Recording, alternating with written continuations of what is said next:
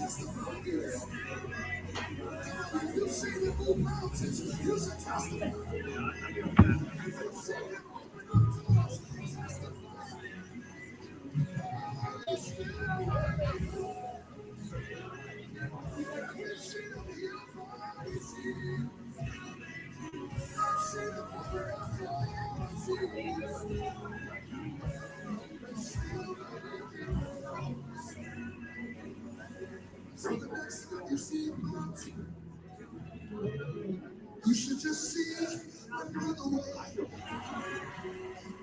The next time you see sickness or disease, I want you to see this another way. He will make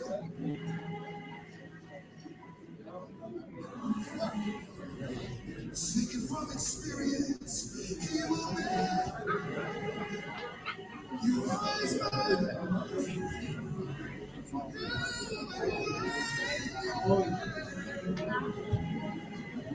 You've seen it all over your life. You've seen it all over your life. You will make a way. Yep. Oh, sorry. I bumped the plugs.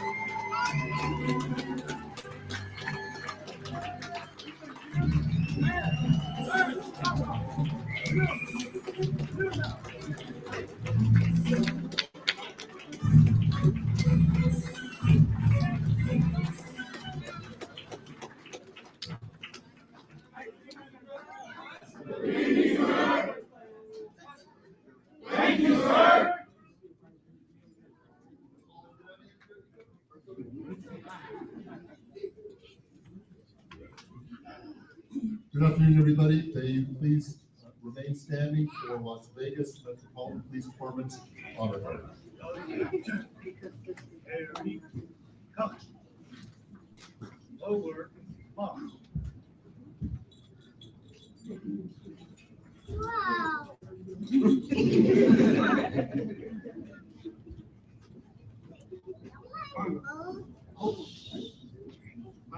Listen. Freeze in. Come.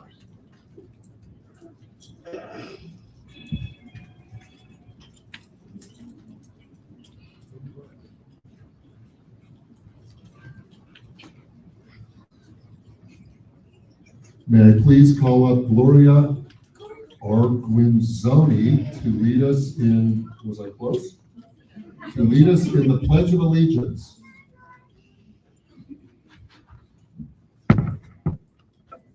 pledge allegiance to the flag of the United States of America and to the republic for which it stands, one nation, under God, indivisible, with liberty and justice for all. You can clap.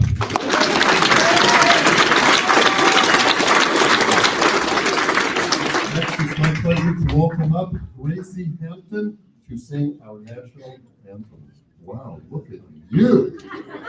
Go girl.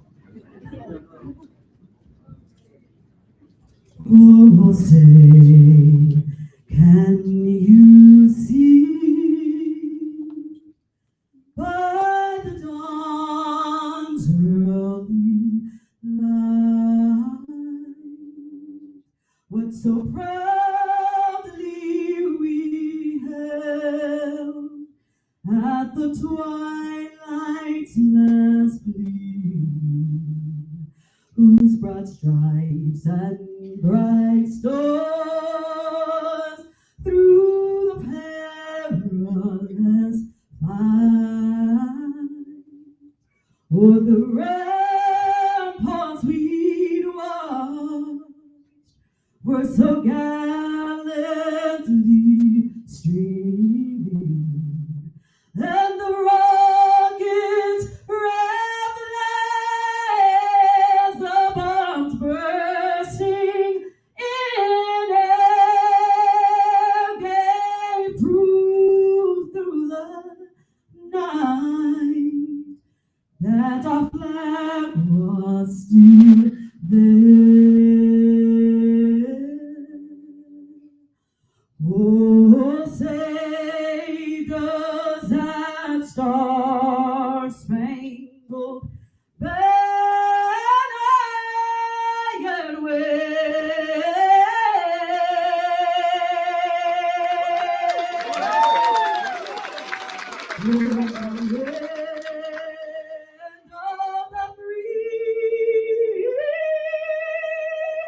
And the home of the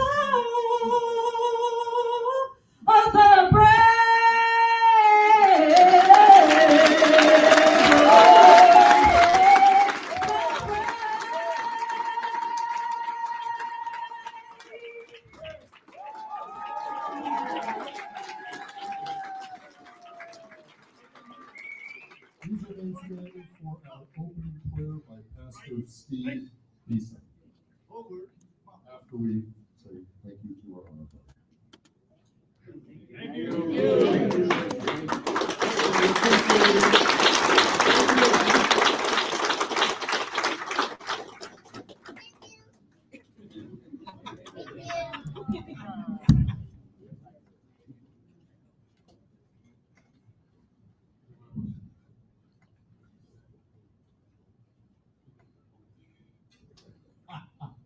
How you guys doing?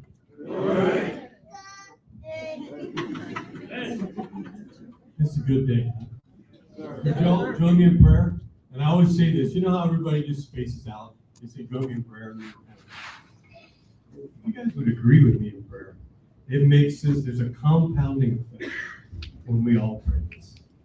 All right? So if y'all can hang in there with me, I won't make it long, I promise. All right? So Father, we thank you for this day. I thank you for District Attorney Steve Wilson and what he represents as far as justice in this community and all the hard work that he and his staff have done. We thank you for him. Thank you for Mentor, Lord, that lets us meet in their house. Lord, I thank you for the men and women that have poured into these men and women over the last couple of weeks. Lord, they've brought in decades, hundreds of years of experience and knowledge to pour right into these folks. John always says we get the best of the best, and Lord, the best of the best have poured into them. And now, Father, we invite your very presence into this place during this ceremony. Father, we pray that you would restore the destiny that you had in mind for these men and women. Lord, I was thinking about the national anthem. And as Francis Scott Key stood upon that British ship that night, nobody expected the flag at the fort to still be there in the morning. And for many of these folks, many people did not expect them to be standing here after all they've been through. And yet, here they are. Amen. Lord, we thank you for that. Lord, we bless them. Lord, we pray that in their newly restored freedom, they will find a joy in life, a satisfaction, and a faith that they have never known before. So, Lord, be with us during this time. We pray all that we do here will bring glory to you in your precious and holy name. Amen.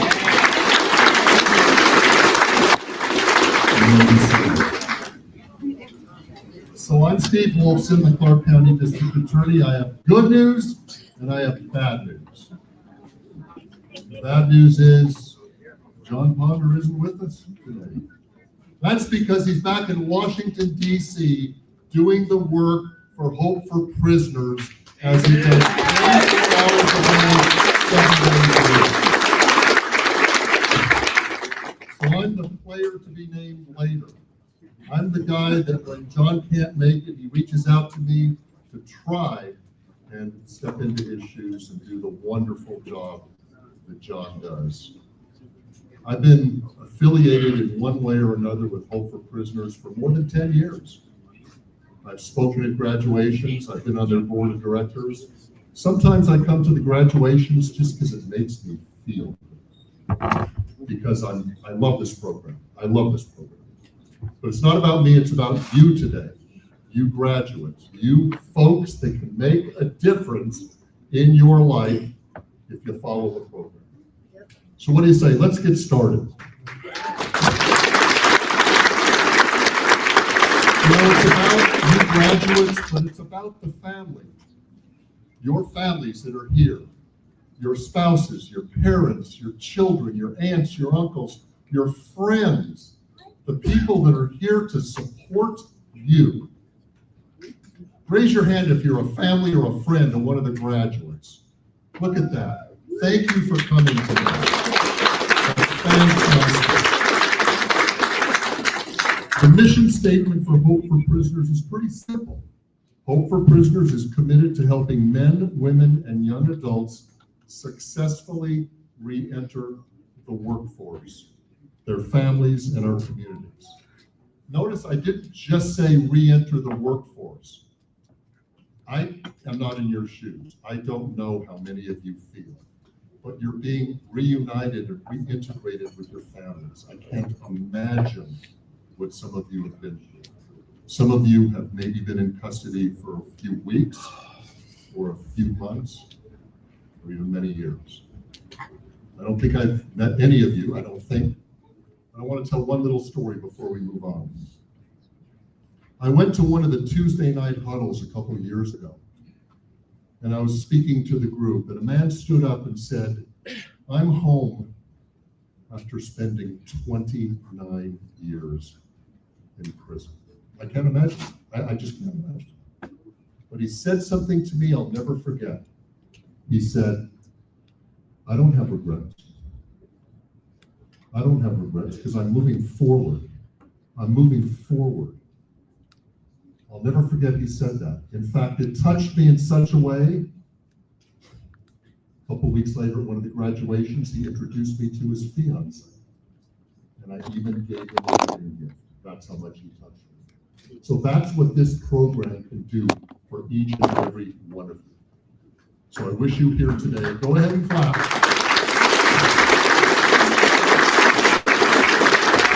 We want to thank some of our sponsors like Pink Box Donuts. And I think we have a representative here from Pink Box Donuts. And her name is Destiny Whitley. Is that you? You're wearing a Pink Box t-shirt. Would you like to say a few words? Hi, everyone. My name is Destiny Whitley, as mentioned. I'm with Pink Box Donuts, and we are so honored to be the sponsor of tonight's graduation. And we are very proud of each and every one of you guys. You've worked so hard, and you deserve this moment, so please make sure you celebrate yourselves today. Today, we not only celebrate your accomplishments, but the beginning of your second chance. A fresh start filled with hope, opportunity, and possibility. I'll leave you with a quote from the owner of Pink Box Donuts. Tough times never last. Tough people do. I'll leave you today as we all celebrate you and remember to give yourself grace. We all need it. Congratulations to you all. Have a wonderful night.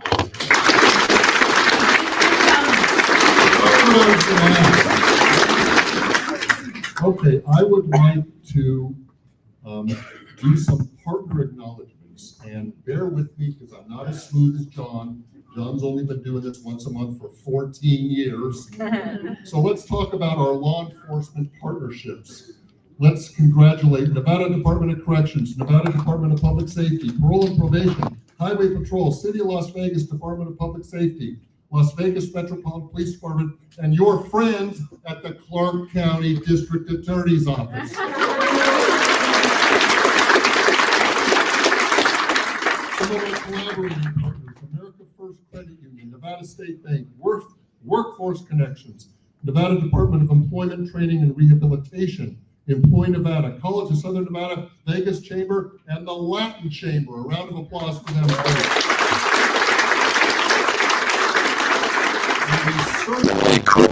This, and what I mean this is support you and provide you with the things you need without our faith-based partners. And I'm sure some of them are here today. Kenneth Copeland Ministries, City Light Church, Liberty Baptist Church, The Crossing Christian Church, Salt Church, Word of Life Christian Center, Central Church, Life Springs Christian Church, Southwest Prison Ministries, Messages of Faith Ministries, Chaplaincy of Nevada, Southern Hills Baptist Church, and Church of Las Vegas. Let's give them a round of applause. And finally, some of our employer and educational partners. Jomsum Staffing, Raymond and Kyle. Are you here by any chance? There you are. Thank you for being here and participating. Maleko Personnel, Delisha, are you here? Ketter, where's Delisha? Okay. People Ready, Anna. Is Anna here? Even though they may not be here, they are supporting you.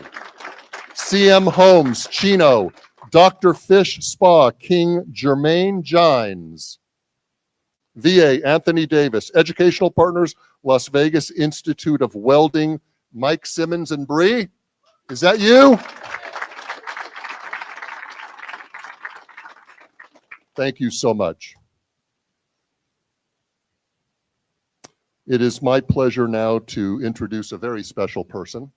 He's an alumni of this program. Think about it. Here's a person that probably went through some of the things that you folks have gone through and are going through.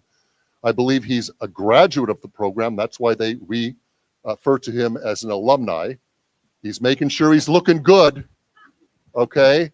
And he's here on a Friday night instead of being home watching the Dodgers. You are a Dodger fan, right? Okay. We have as your alumni speaker, Ollie Porter. Ollie.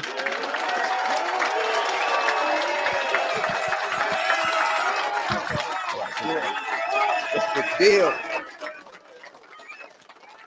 So look, y'all know I'm not about to read this paper, right? My name is Life Coach Ollie Porter, but you know, to the family, I'm just Ali Porter. And this is literally like my vivid vision, right? You know what I'm saying? Like you guys did one, and like I'm saying, like this is literally it for me. You know, like I was in like one of these seats probably in the back over there, and I'm trying to see. I think I had that cap and gown on, David, that you got on. That's the one. Keep it clean for me. You know what I'm saying? And see, the thing is, when I was sitting in that same seat that you are in now, I was visualizing this moment right here, and that's what I mean. Like this is literally it. If you was around when I read my vivid vision, you see it was something like waking up in my new house and, you know, making sure I don't disturb my wife, y'all know, getting that workout in, and the kids getting to school on their electric bikes. And listen, man, like I'm literally living that life now. You know what I'm saying? So this is it, right? But here's the thing, though. Here's the thing. It wasn't always this easy, and it's really not as easy as it seems. You see, just a decade ago, I only been out for 15 months. So just a decade ago, I was doing a decade in prison. And in that moment, like I'm talking like the darkest places of my life, y'all been there before, right? Yeah. That's where I kind of like realized I wasn't gonna let my past define my future, right? You know, I was gonna use my past to be my platform that I stand on to build my future instead, right? And so that's kind of like what I'm asking you to do. So let's talk a little bit more about what I did. So not only did I become the mentor coordinator here at Hope for Prisoners, you know what I'm saying? But also CEO of Words of Rich LLC, where I work with formerly incarcerated individuals like yourself, right? You know, navigating life and trying to figure it out, but pretty much overcome self-doubt, anything that you can think of. And we go into the communities, specifically the schools, and work with the youth so that they don't make the same mistakes we did, right? So that's what we do, right? On top of that, what I also do is I show up every single day, and I'm able to serve you guys. And that right there is a purpose enough, right? You know, amongst being a father, being a husband, and just being a friend. So if I could leave you with something, right, it'd be this, right? And you got to really catch it, right? You got to be 1 + 1 is 2, right? 1 + 1 is 2, right? I don't know. Okay. So listen, I'm going to ask you a question. And the question is, do you want to be successful? Okay, hold on. Everybody said it all at the same time. So let's try it again. Okay, so here we go. I'm gonna ask you the question. Hold on. Because I want to make sure y'all got the question. So I want to make sure I heard it right. So the question is, do you want to be successful? Okay, I was just checking. You see, so on that path of success, it's the story, right? Don't walk past the stairs on the way to the elevator. For if you do, you may miss a step.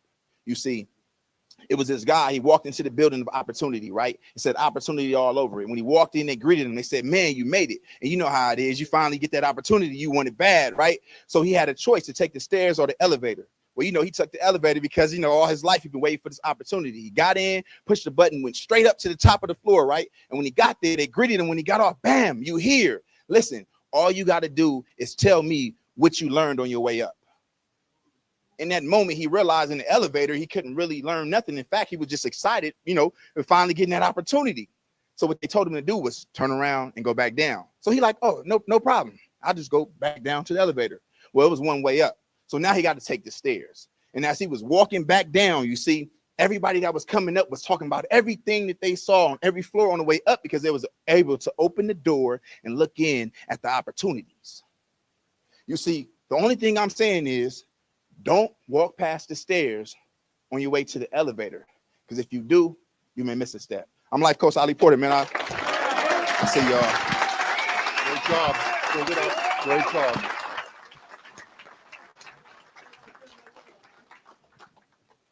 Look at that. So I've never met Ollie. I met him today, but he inspired me. Did he inspire you? I don't know much about your background, but you're a really good public speaker, okay? And that's what you're doing a lot, right? You're giving motivational speaking, and that wasn't something you did before you got in trouble, was it? It's something you learned and you mastered, right? I bet you 5 or 10 of you could get up right now if you really wanted to and talk to this audience. Oh my gosh, I'm afraid. I don't think I could do it. I'm not a good public speaker. Sometimes it just comes natural. Sometimes it just comes from speaking from the heart. Like I always look down at you, young man. What's your name? Decory. Hi, Decory. I'm Steve Wolfson. Did you ever think you'd be sitting in the Homa Metro?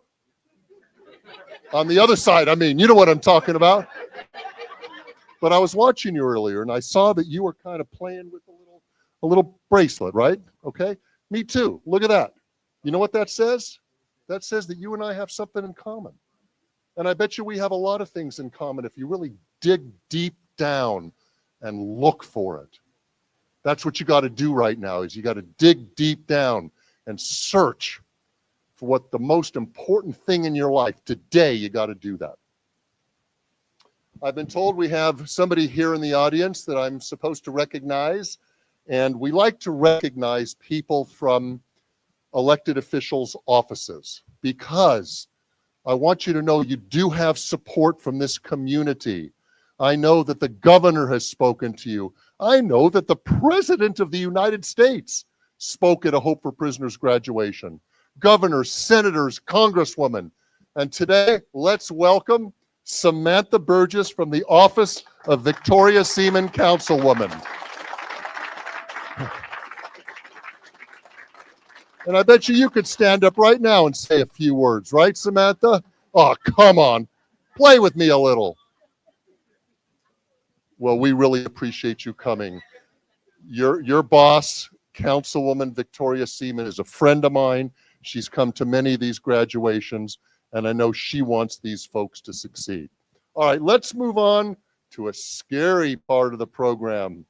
Oh, you guys know what it is, right? It's called the Vivid Vision.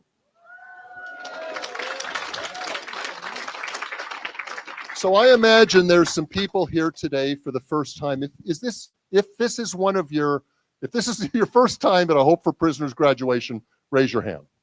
A lot of people first time. Obviously, it's your first time.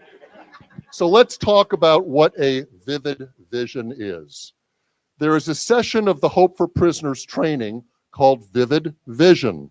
It's where we challenge our clients to look at their life 1 year after graduation, 1 year from today, and put that vision down on a piece of paper. One copy is kept with the client, and the other copy is given to the Hope for Prisoners team. Yeah, the Hope for Prisoners is a team. It's the case managers, it's the mentors, it's the people that meet with you and want you to succeed. They're a team. Our job is to do everything we can with every resource we have available to us to help the client live out that dream.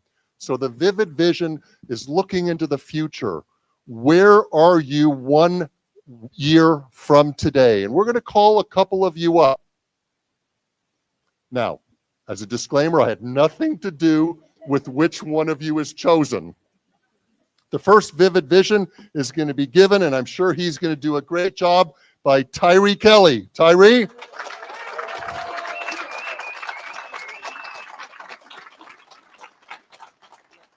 Knock it out of the park, Tyree.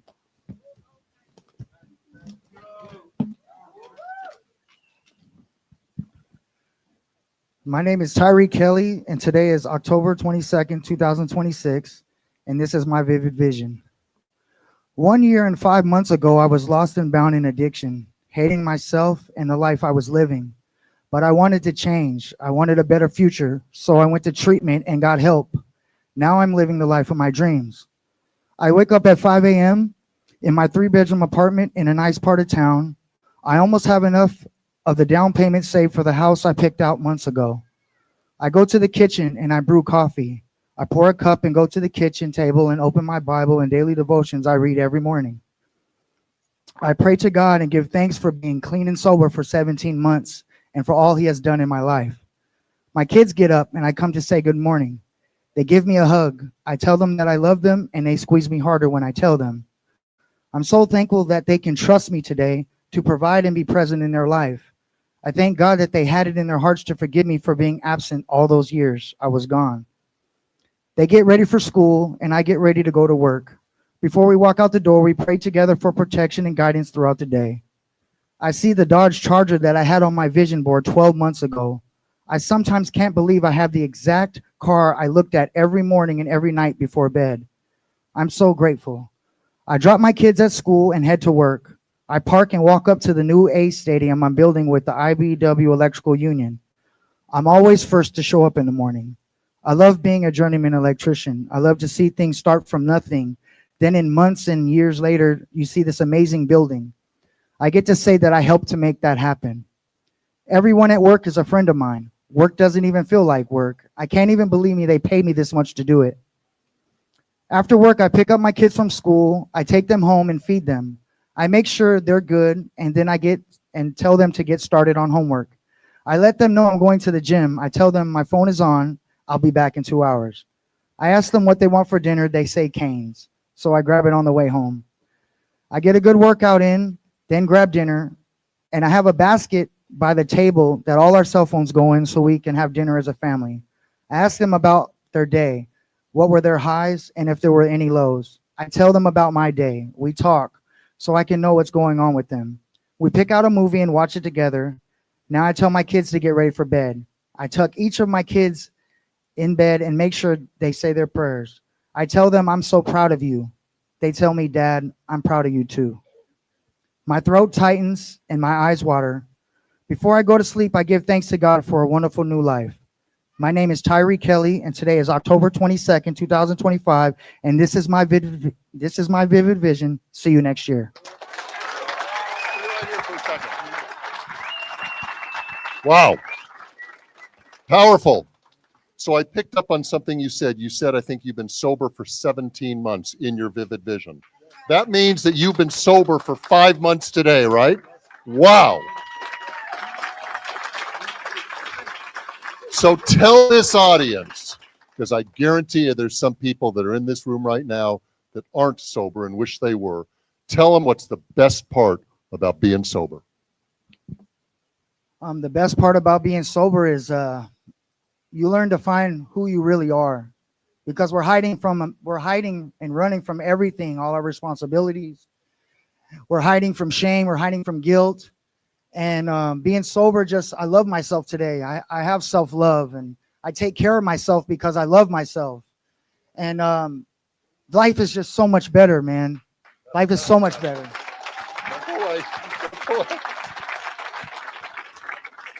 That's fantastic. What can I do for you to help you succeed? What can I do for you to help you succeed? Okay, I'll take it. He said, I'm already doing it. Okay, it is my pleasure to introduce our first speaker. His bio is so long, if I read the whole thing, we'd be here until Sunday. I'm talking about Joshua Younger. Joshua Younger has over 17 years of law enforcement experience, is currently captain over the Enterprise Area Command. He oversees a total workforce of over 186 commissioned officers and civilian staff. Josh has a wide range of experience with Metro with an extensive background in patrol operations. He was promoted to sergeant in 2016, became a field training sergeant in 2017. I could go on and on and on. Josh has been a rising member of Metro. In 2021, he was promoted to the rank of lieutenant and was assigned to the patrol division, watch commander, policy and research, internal affairs, and administrative lieutenant, and whatever else Sheriff Kevin McMahill wanted you to do.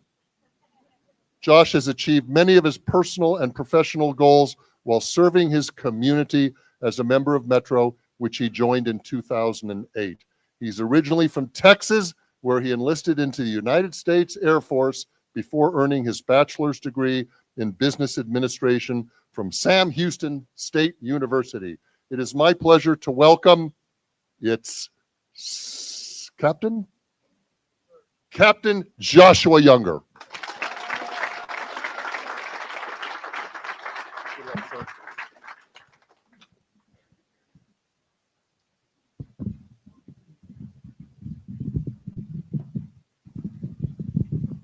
All right.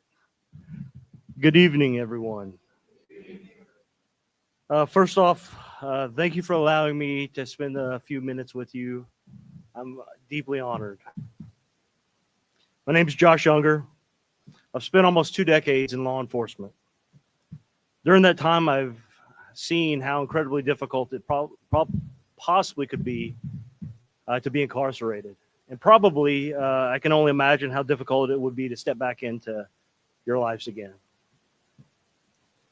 But today isn't about looking back in the past. It's about looking forward into the future and what comes next. So I want to start off with a quote that I really like. It's from Jim Rome. And I think it encapsulates a lot of what's been said already and kind of the overarching theme. We must all suffer from two things in this life: the pain of discipline or the pain of regret. The difference is the pain of discipline only weighs ounces, where the pain of regret weighs tons. Every single person in this room knows exactly what I'm talking about. Discipline isn't exciting. It involves making decisions to wake up early when you don't feel like it, showing up when you don't feel like it, turning down choices that you know will pull you off track. But this pain leads to progress. Regret is a different kind of pain. It doesn't build anything, it tears it down. When you wish you could go back and fix something, you can't. If it goes unchecked, eventually you stop believing that you can make a difference. That's why this program matters. Hope for Prisoners matters. It gives you a chance to build something, small steps, one after the other. You don't have to change your whole life in a day. You just keep taking those disciplined steps. Because I promise you, on the other side of that, you build something that's worth having. You start rebuilding trust. You gain people who are willing to support you. And eventually you wake up and realize you haven't felt regret in a long time. Not everybody gets this chance. You guys do. You've earned it. You stayed the course. You're at a breakthrough. Not the finish line, a breakthrough. The work continues, but you don't have to do it alone. All of us here in this room and in the Las Vegas Metropolitan Police Department want to see the same thing for you. We want to see you back with your families, working, contributing, feeling proud of what you've done. So as you move forward, remember that quote. Choose the pain that moves you forward. Pick discipline. Not because somebody forced you, but because it leads to something real. I appreciate this opportunity to speak to you guys today. I'm honored. I look forward to seeing your success stories that start right in this room. Stay focused, stay steady, and take pride in every step forward. Thank you.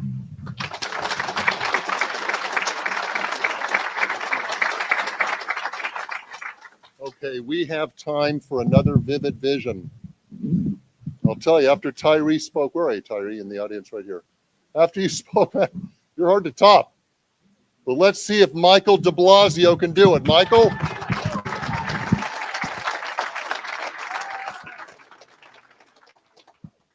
Fantastic beard, Michael. Thank you. Well, I mean, it's okay. Good afternoon, everybody. My name is Michael de Blasio, and today is 8/22/2026, and this is my vivid vision. It is 5 a.m., and I'm arriving to the job site in my new company truck that came from my new promotion the day before. I am standing in the middle of a construction site as a respected superintendent, confidently leading my crew. The hum of heavy equipment and the hard work of my team around me reflects on the hard work and dedication I put in to reaching my goals over the last year have paid off. At home, my family is thriving. The evening will be filled with laughter, warmth, comfort, and stories of how everyone's day has been, what goals they accomplished, or the ones that they have set for themselves. There is comfort knowing I am working hard to provide them with a secure and happy life. Financially, we are stable and growing with the freedom to plan for the future without the constant weight of worrying. I feel confident and prosperous. Myself and my family are healthy and on the right track. But before we go to sleep, we say our prayers and thank the Lord for another day and for all that he has done and continues to do in our lives. My name is Michael de Blasio, and today is 8/22/25, and this is my vivid vision. See you next year. They're right here. You know, when I was reading over the list of Vivid Vision givers and I saw your name, I said, do we know each other? Have we ever met? Your name sounds familiar. Well, it's probably a good thing that we've never met. I mean, I don't know. Well, that was fantastic, Michael. Thank you so much. Good luck to you. Okay, our next speaker is Robert Bangart. Let me tell you a little bit about Robert. Robert is an inspiring figure in Nevada's healthcare and addiction recovery landscape. As Director of Community Engagement at Crossroads of Southern Nevada, the state's largest indigent detox and substance abuse disorder treatment center, Robert plays a critical role in supporting vulnerable populations. His work extends to the Shine a Light Foundation, where he serves as VP. Somebody's familiar with that? Fantastic. Where he serves as VP of Community Integration and sits on the executive board, providing resources for those battling addiction. Additionally, Robert contributes his expertise to the advisory boards of St. Jude's and Nick's New Beginnings. A 2023 Leadership Las Vegas graduate, Robert hones his community leadership skills to drive positive change. His personal triumph, maintaining long-term recovery since 2018, adds profound authenticity to his advocacy. He's lived it, ladies and gentlemen. Through dedication and compassion, Robert continues to transform lives in addiction recovery and community outreach. And as John Ponder would say, put your hands together for Robert Bangart.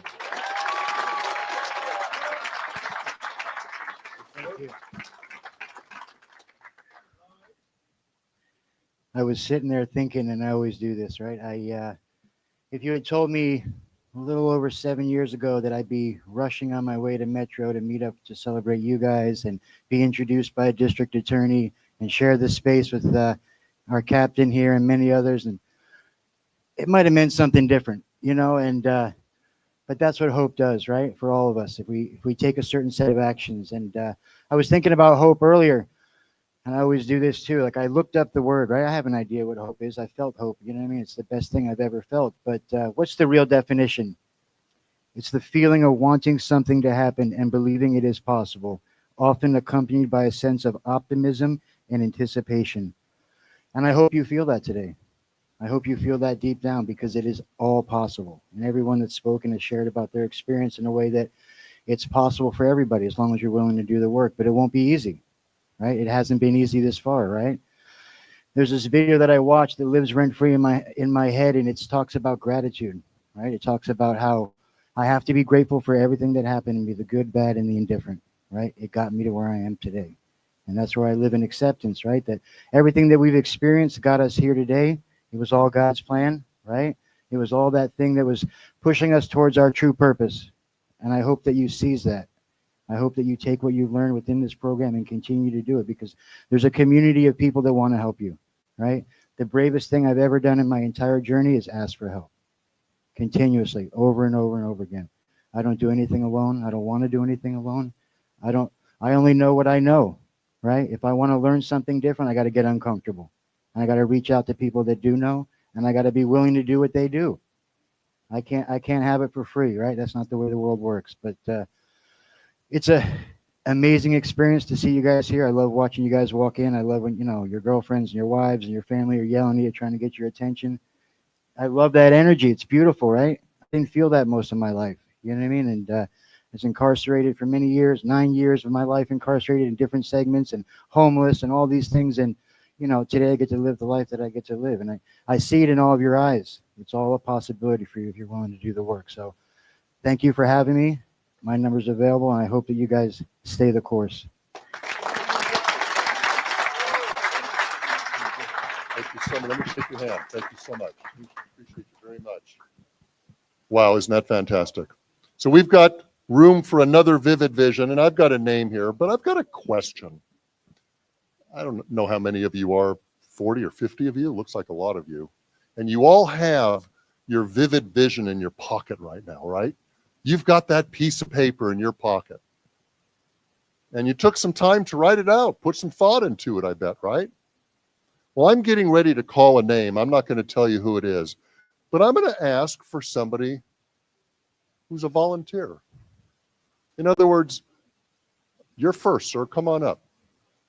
In other words, I didn't call his name. I didn't call this gentleman's name, but he wanted to share his vivid vision. What's your name, sir? Stephen what? Rojas. All right, Stephen, you're not the person. You are the person I'm calling. Wait a minute. Did you know I was going to call you? I'm not kidding you. Stephen Rojas right here. All right, Stephen. Well, it's your turn to share your vivid vision with us.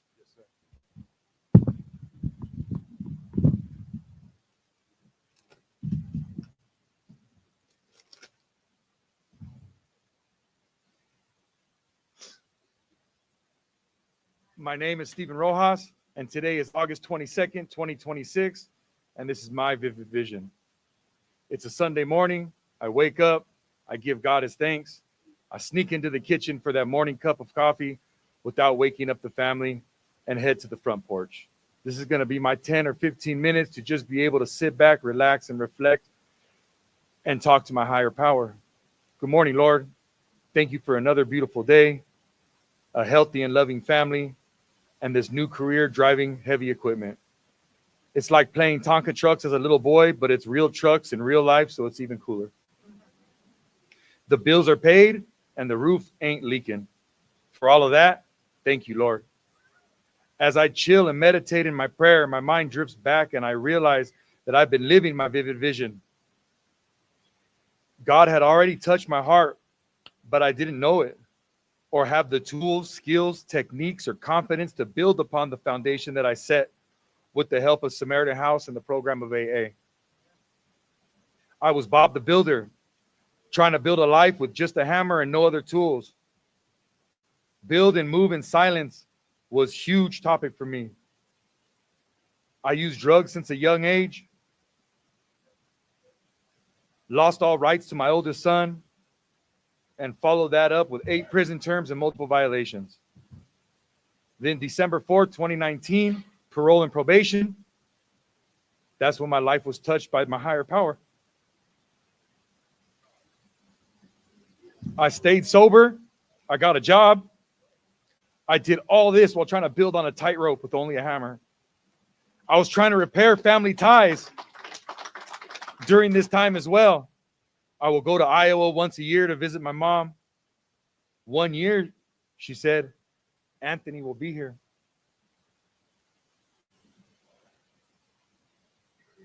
He was 9 months when I last seen him, and he'll be 23 when I lay eyes on him again.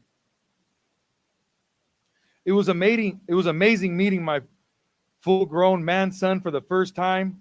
We talked, we laughed, we cried, we sat in silence. And we learned each other in that moment and over the years. 6 months after I was granted full legal and sole custody of my then 6-year-old Josiah,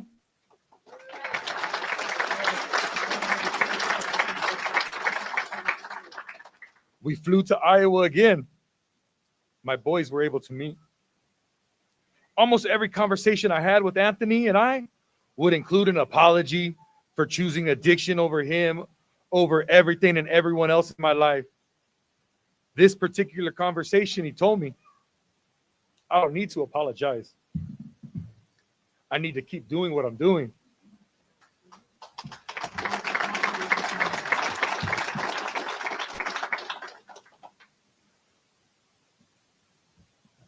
As I looked, as he said this, he looked and gestured to Josiah and said, "This is how you make it up to me." He reached for Josiah. We all hugged it out. I will hold on to that forever. Because 10 months later, November 9th, 2024, he passed away. Traumatic brain injury.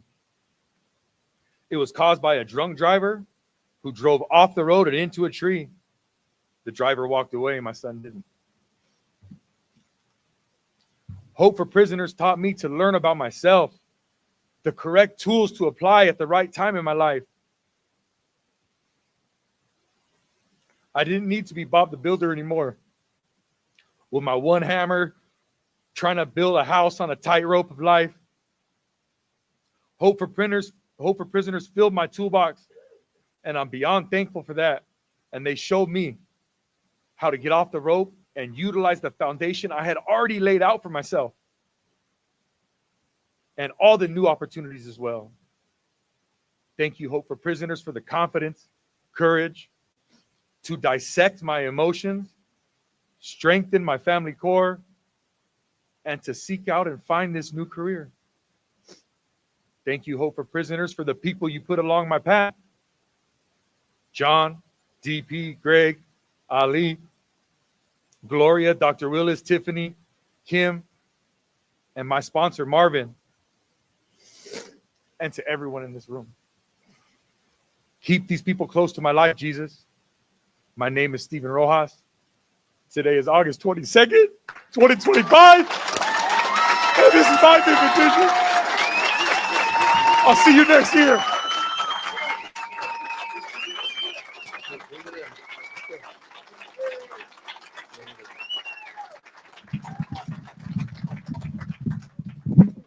I'm sorry, Tyree, but he got you. That was powerful. That was powerful, man.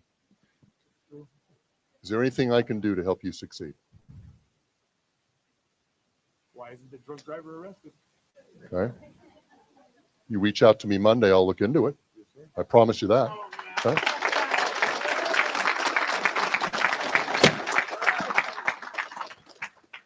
Okay, so I started a couple of minutes ago to talk about, having another vivid vision, and anybody volunteer, and Stephen volunteered, and I didn't know he was the one that was supposed to come up. So we've had 3 dudes. I'll get to you in a second, Cecil. I know you're going to be great. We need a woman. We need a female. Well, there she is.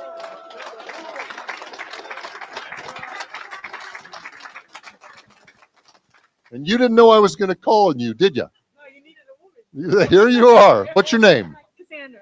Cassandra what? Cassandra Sarabia. Say hello to Cassandra Sarabia and her vivid vision.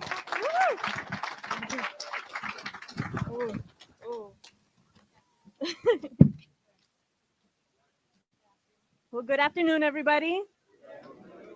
Okay. My name is Cassandra Sarabia, and today is August 22, 2025. This is my vivid vision. It's 5:30 a.m. I wake up thanking God in my morning prayer. Getting up, putting on my Raider slippers on, getting ready for an amazing day. Saying positive affirmations to myself, ready to conquer the day. As I go downstairs to make my husband lunch and pack his ice chest, here he comes, the love of my life. How did I get so lucky? Ooh. I kiss and wish him a great day. Now I'm making it out the door. I stop walking, look up to the sky, take a deep breath, and think just a year ago, I couldn't breathe behind the purple doors of FMWCC. As I head to my job at the Bellagio of Las Vegas and make it there on time because there is a large conference meeting happening at the Da Vinci second room at 9 a.m. I am proud to say I made this my dream job, to be the hospitality manager where I see daily operations, supervise staff, managing the budgets, ensuring smooth functioning event, and even all the happy and overall happy to ensure guest satisfaction. I am on the freeway and I come to a complete halt over traffic, but I don't get angry like I did last year. I thank God I'm free. I am free. I arrive, say good morning to everyone I see, put on my 20-second smile. It actually turns out to be 5 minutes for everybody. Proud and blessed of doing so. Success is all I see. I am striving for. As a hard day's work comes to a close and the room is getting cleaned up, I then follow up with the guests to ensure their satisfaction. On my way out to the car, all I see is the employees smiling back at me, saying, "Have a safe night, boss." It was a great day, wasn't it? Oh, just with that, I feel grateful and relieved of achievements I have made today. This right here is a dream come true. I head out to my car with a smile on my face to myself. I feel fulfilled of what I have accomplished. As I pull up to my driveway, my husband is at home with roses in a vase for me. Ooh. I see him. "Hey, baby, so glad you're home." He made dinner. We ate, called it a night with prayers. I feel achieved, accomplished, and blessed. My name is Cassandra Sarabia, and today is August 22, 2025, and this is my vivid vision. See you next year. Woo! Yes. Fantastic, fantastic. So you didn't know that I was going to ask for a volunteer, huh? But you just jumped up. So is there anything I can do for you to help you succeed? Would I be your sponsor? All right. How much is it going to cost me, right? I'm not sure what that entails, but I'd love to come help you and come here and come to your classes and help you succeed. How's that? Thank you.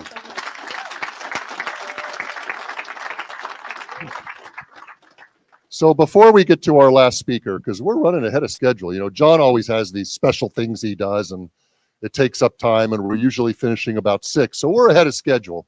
So I'm going to take a personal point of privilege and tell you a little story before we get to our final speaker. Thank you, Cecil, for bearing with me, okay? As I told you a few minutes ago, I've been involved with the Hope for Prisoners program for a decade in many, many ways. The Hope for Prisoners program, as you all know, is a prisoner reentry program. Reentry. You folks are returning back into the community from federal, state, and local facilities. You're returning back. You're reentering. Well, about 5 years ago, a light bulb went off in my head, and I'm going to take credit for this one. I give credit where credit is due because I've got great people in my office. I work with great judges, as you're about to see, and I give credit where credit is due, but I get this one, and here's what it is.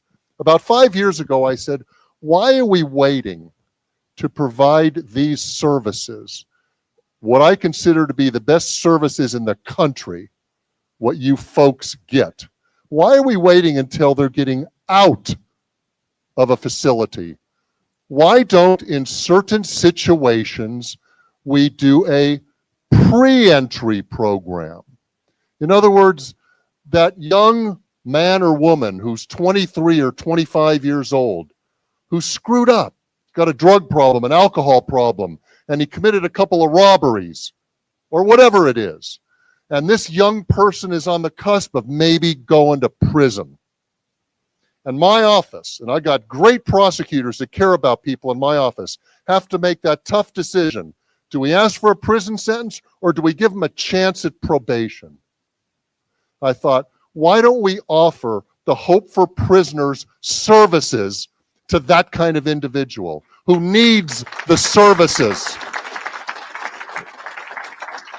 up front, and give them a chance to work with Hope for Prisoners to get those services and to learn and be a better person rather than going into prison for a couple or 3 years.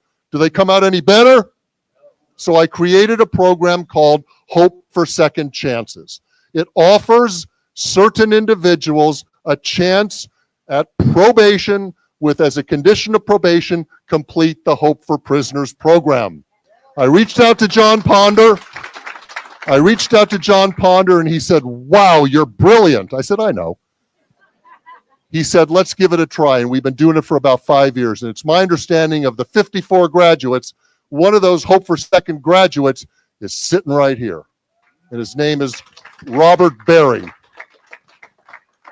Are you Robert?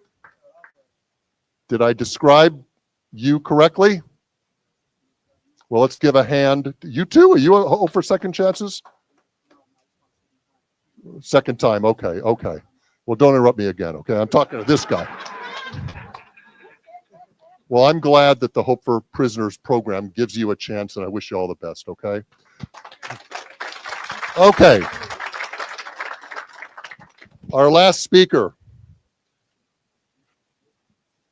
is a man by the name of Cecil Fielder. He's the best dressed guy in the room right now.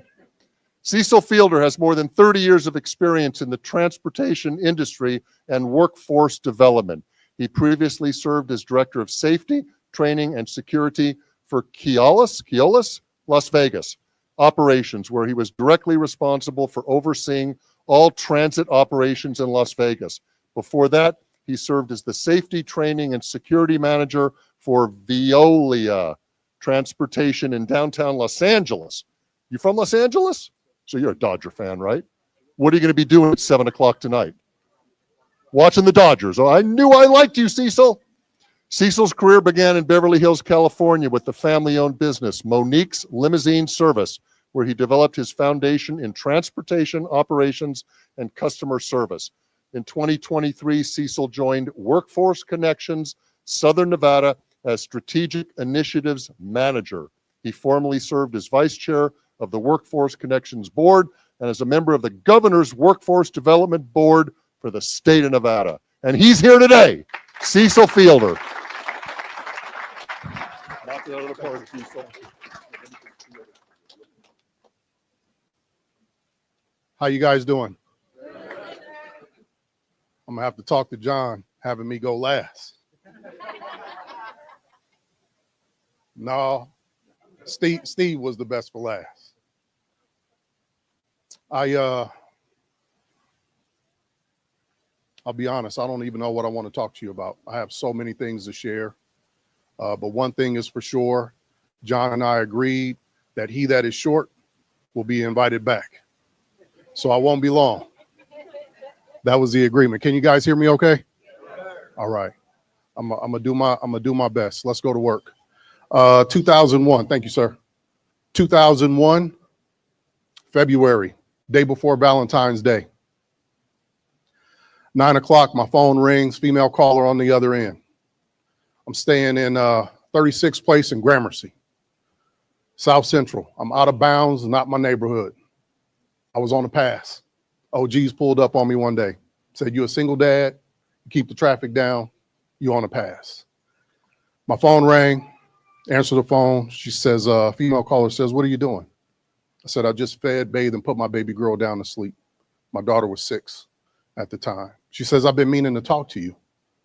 She says, "I've been watching you. You become complacent." So I'm 25 years old. I'm a single father. I'm making $50,000 a year. My Cadillac is paid for. And I'm complacent? She said, "Baby, that's your problem. You don't get an award for being a single parent. You had her. That's your responsibility. You take care of her. $50,000 ain't no money. You settling. And that Cadillac needs a tune-up." It was a contentious conversation. I wouldn't dare call it an argument because the female caller was all of 6 feet, drop dead gorgeous, beautiful green eyes, could throw a spiral football 40 yards. In fact, I remember the caller playing quarterback on both sides of the football when I was in junior high playing street football. And when she punched, you can feel it deep down in your soul. So I didn't want no smoke with the caller. We shortly thereafter, we got off the phone. And about 4.5 hours later, my little brother called me. 1:30 in the morning and said, "Cecil, wake up. Mom's been shot." My mom was shot and killed coming out of La Louisiana on Slauson and Overhill, about a mile from where Nipsey Hussle would later be killed. 25. I was shook. I just wanted to set the table for trauma. I know what it looks like. I know what it feels like. 19 times I got a pair of white gloves and touched the side of a casket. On the 20th was my mother, and I sat on the front row in front of a beautiful pink and white casket. I just wanted to set the stage. If I had to give a subject title for you today, it's Don't Despise Small Beginnings. Fast forward 2018, I found myself inside of San Quentin State Prison. It is the oldest active prison in California, over 100 years of history. The salt water has begun to corrode the interior of the prison.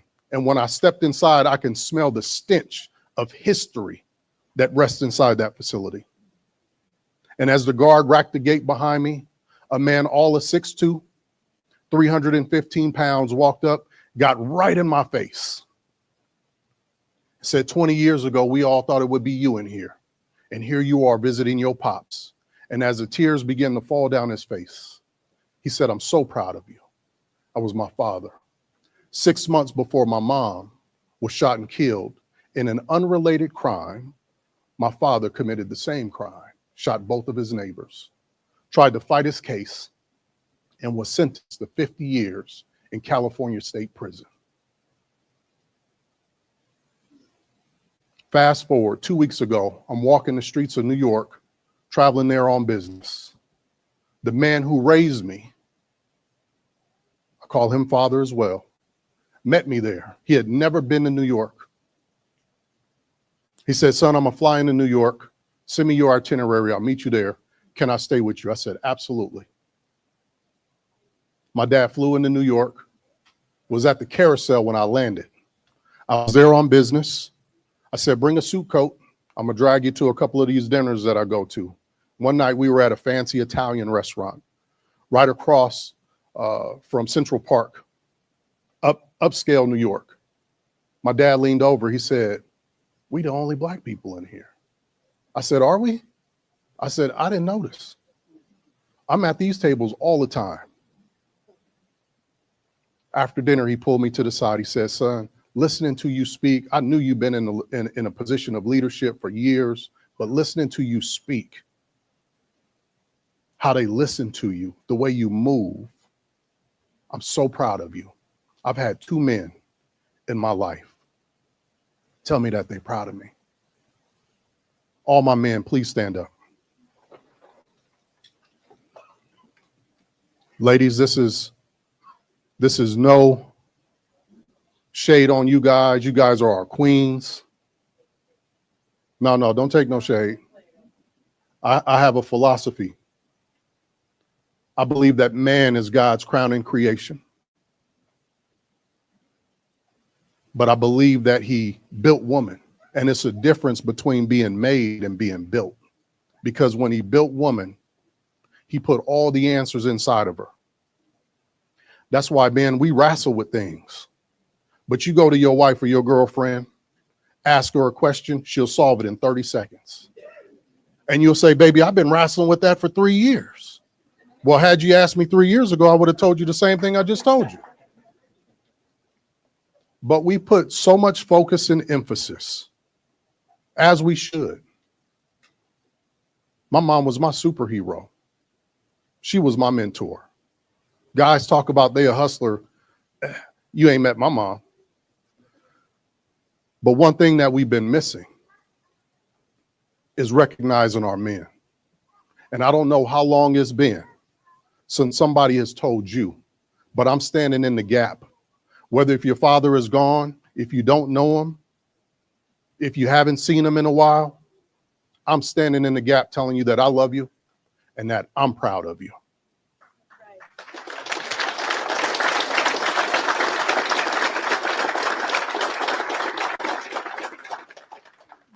Men, if your moms are still alive, please have a seat. The rest keep standing.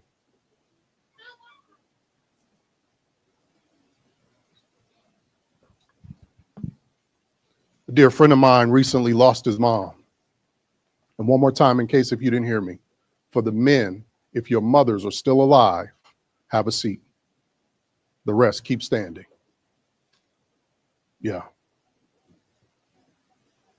For those of you that sit, my men, if your mothers are here, make sure that you go over and give her a hug. You love on her. You pick up the phone if she's out of state and you call her and you tell her Mr. Fielder said to give you a call and to tell you, thank you for blessing the world with your greatest gift, which is you.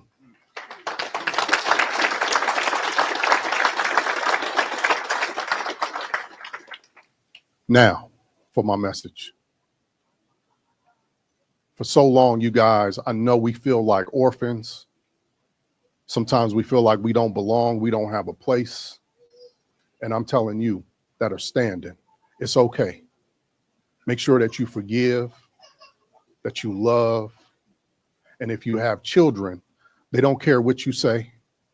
They just want your presence. Right the ship and do something different. Don't despise small beginnings. I love you all. My name is Cecil Fielder. God bless you.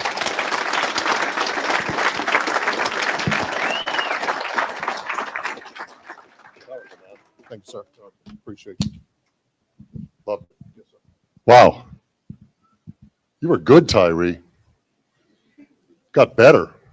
Every one of our speakers. Powerful. Fantastic. And everybody in this room could be somewhere else right now. I know John Ponder talks about that all the time. It's a Friday afternoon. It's almost 6 o'clock, end of the week. We're all tired. We could all be somewhere else right now. I could be somewhere else. Cecil could be somewhere else. Captain, everybody. But we're here because we want you to succeed. But you have a role to play yourselves. We can talk the talk, but you've got to walk the walk. You've got to do it. And part of that starts right here with an oath. An oath. An oath is a very solemn thing. It's where you pledge to do something in front of your family, in front of your colleagues, in front of the world, where you pledge to do something. So you're about to take an oath, a very special oath. It's my privilege and honor to bring up Judge Jacob Reynolds from the 8th Judicial District Court to administer the oath. And I'm confident that Judge Reynolds is going to say a few words to you folks, right? Sure. Before he administers the oath. Judge, it's a pleasure. Thank you. Thank you, Steve. I appreciate working with him when his work is the district attorney. I guess I will take a couple of minutes. I know John Ponder. You guys know John Ponder's a pastor? As am I. And we go to church together, not every week, but he's gone to my church. I go with him to his church. And I just want to, maybe I'll just focus my remarks on this oath that you're about to take. It has really two aspects to it. One, it talks about you being a person and what type of person you will be. And so I'm going to give the oath. You're going to repeat after what I say. But as I give it, I want you to focus on the value of being a person. Okay? As a Christian, as a believer, that is something that should not be underestimated. All right? You do have value as a person. Just that simple thing. And I want you to always remember that. This oath created by Hope for Prisoners is also to remind you of what kind of person you want to be and what you should be. As I give the oath, I'm going to ask you to raise your right hand and put it to the square. We're not doing it right now. I'm just giving a little speech. But when you do it, you'll raise your right arm to the square. That's a symbol. When you raise your right arm to the square, why do we do that? It's the sign of the square. Okay, the square represents exactness and honor in what you're going to, in the oath you're going to take today. Okay, so as you listen to it, I'm sure you can be provided a copy of it later if you don't already know what the oath says. But please take this oath sincerely and try to follow through with it exactly and with honor. In my profession, you may think, oh, well, some people, well, I've been doing this with Hope for Prisoners for a couple of years. Some people think that well, they're limited in what they could do. I want you to know that the majority, some of the people I've hired, I'm not going to give you exact numbers, but people I have hired have sat in similar seats to you today, okay, to work with me. I wouldn't want you to ever, and I think, I mean, honestly, you have no better example in this than John Ponder himself and what he's accomplished with his background. I'd be remiss if anybody in this room thought that they were somehow prevented from doing what they wanted to do. And I hope this program and everything that everybody's doing here today helps uplift you to know that you can accomplish, you can still do what you would like to do. So with that, I'm going to ask you all to arise. I'm going to administer this oath.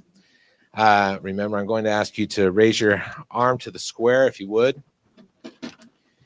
And the first line is I, and then you're going to say your name. So I'm going to say I, Jacob Reynolds, and you're going to say your name, okay? I, Jacob Reynolds, hereby declare an oath in the presence of family, my friends, and all those present, that I will fully embrace this opportunity for a new life. From this day forward, I will strive to be a productive, law-abiding member of my community,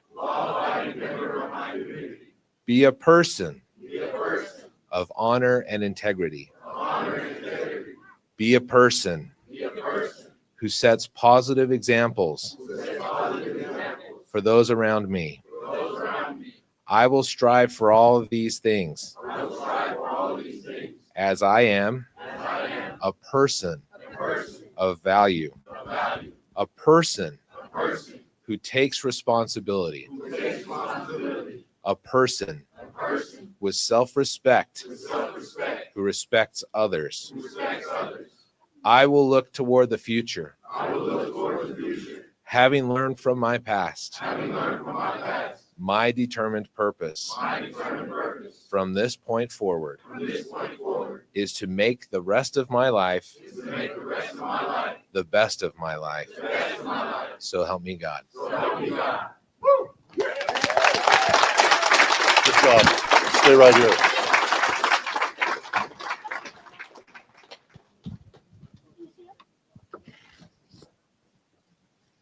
Okay, now is the time we are going to present you with some certificates from some very special people, United States senators, governors, council people, people that would like to be here tonight.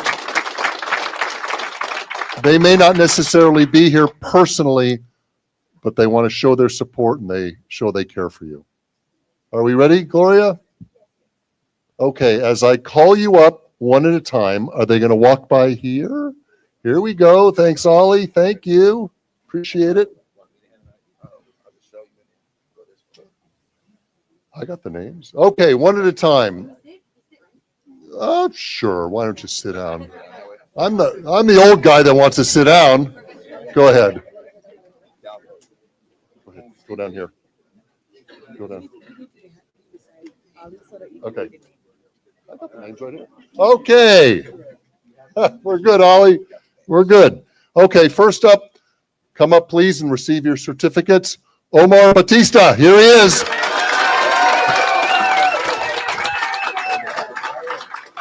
Next up, one of my favorites, Robert Berry. Come on up, Robert. Kaleem Booth. There we go. Takori Bramlett. Takori.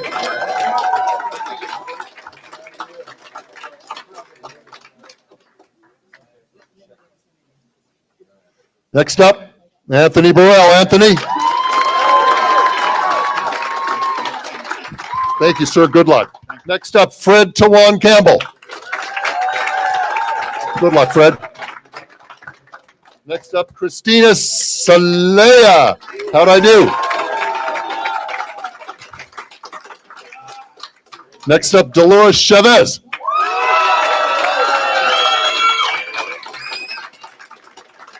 Put your hand together for Demarine Coleman. How about Richard Davis? Richard? Good luck, sir. Michael de Blasio.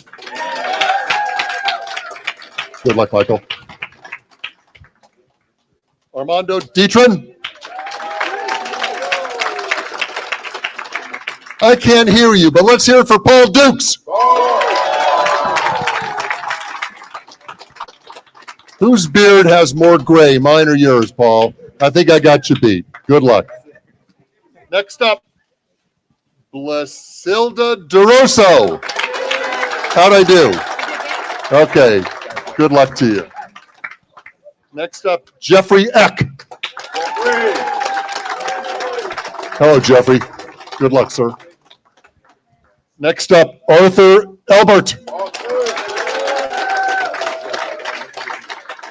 Next up, Dan Eusebio.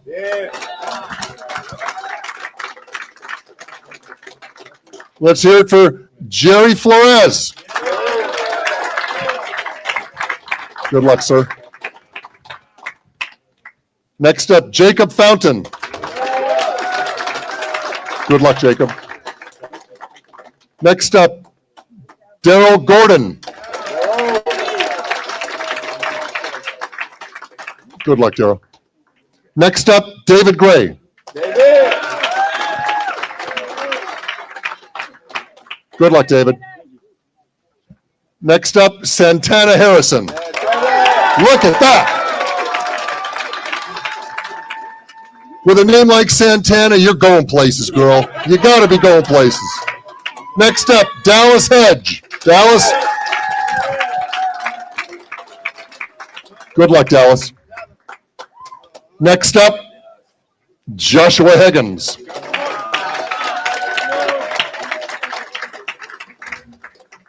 Good luck, sir. Next up, Robert Holmes. Robert. Look at you, Robert.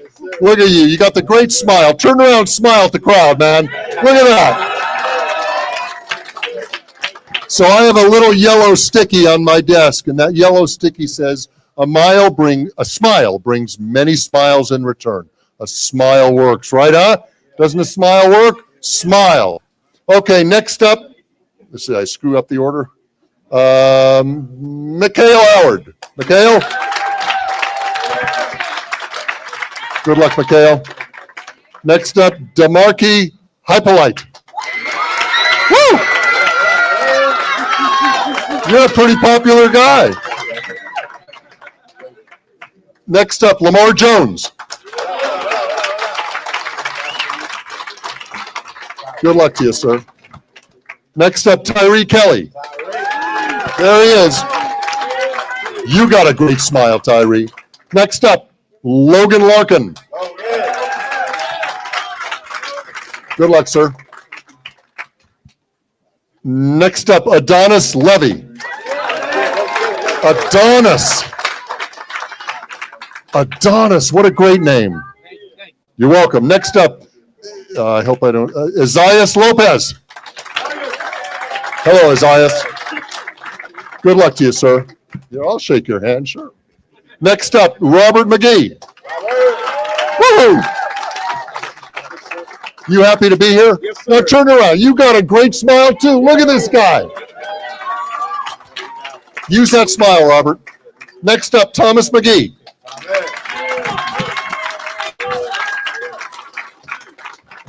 Good luck, Thomas.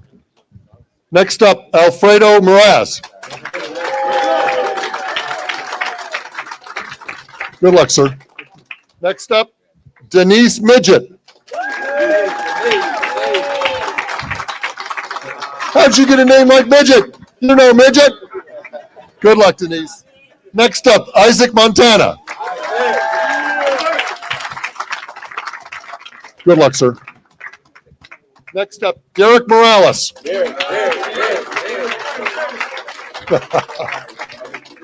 Good luck, sir. Next up, David Norty. Good luck, David. Next up, where am I? Gilberto Ornelas. Gilberto. Good luck, sir. Sure. Next up, Nicole Pope.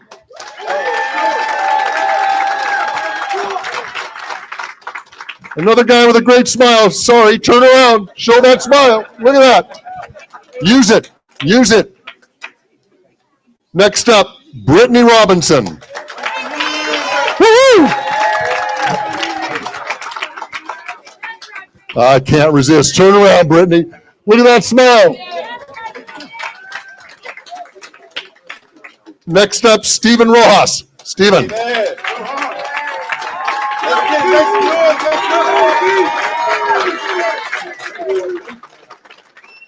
I'll tell you, Stephen, you touched everybody's heart in this room, Stephen. You and Cecil, you touched everybody's heart in this room. Good luck to you. Where am I? Cassandra Sarabia.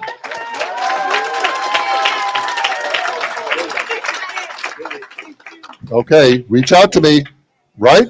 Okay. Next up, Justin Silvis. Let's get it. Let's get it.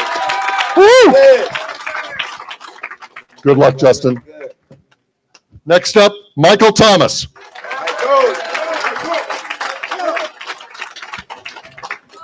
Looking good, Michael. Is that one of those Jerry Garcia ties? Yeah, you look good. You look good. Next up, Ebony Tinner. Woo-hoo! Look at her. Look at you. Look at you. Wait a minute. Wait a minute. Turn around and smile, girl. Look at that.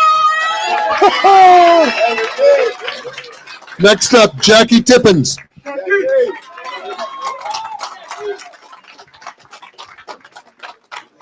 Good luck, sir. Good luck. Next up, Jose Torres.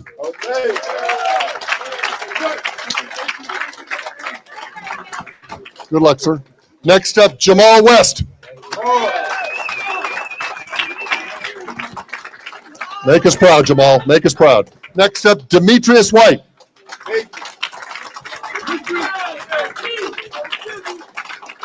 I'm sorry. Turn around, Demetrius. Look at this guy. Look at how happy he is. Good luck, sir. Next up, Tajon William. Not bad. Good luck, sir. Good luck. Next up, Kendall Williams.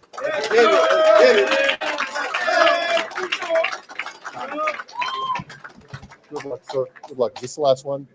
And last, but not least, Rashad Williams.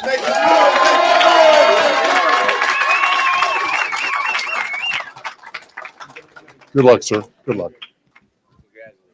Okay, everybody. Thank you for coming this afternoon. Thank your families. Thank your loved ones. Thank these graduates.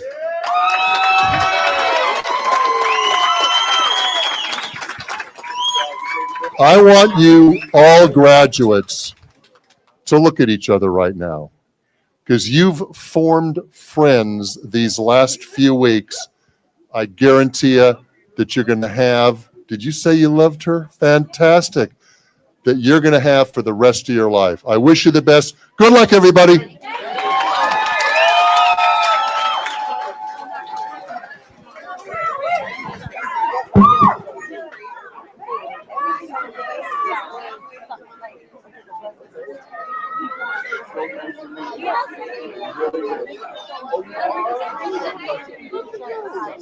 Thank you so much. Thank you so much for inviting me. No, I hope it's your first time speaking. Yeah.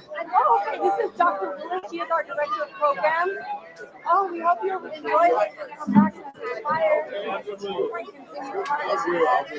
We also do a piece during our workshop called where Metro is invited to come and they just sit and have a conversation. It's very powerful. What people do, I think the Metro